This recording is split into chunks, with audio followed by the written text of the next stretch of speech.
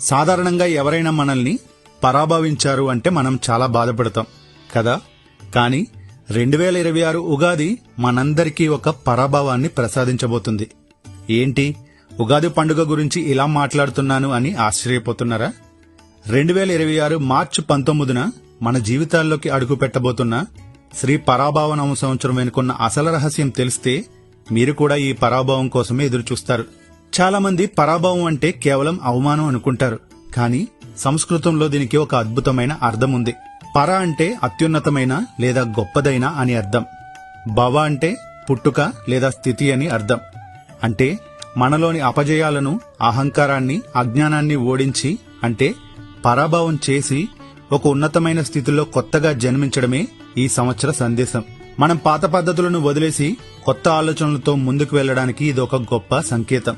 ఇక విశ్వావసు సంవత్సరంలో మనం ఎన్నో నేర్చుకున్నాం. కానీ ఈ కొత్త ఏడాది మనల్ని మనం మార్చుకోవాలని చెబుతుంది. ఉదాహరణకు, మనలో ఉన్న బద్ధకాన్ని పరాభవం చేస్తేనే కదా మనం సక్సెస్ వైపు అడుగులు వేస్తాం.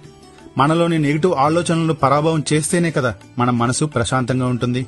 కాబట్టి ఈ పరాభవ సంవత్సరం మనకిచ్చే పెద్ద గిఫ్ట్ సెల్ఫ్ ట్రాన్స్ఫర్మేషన్.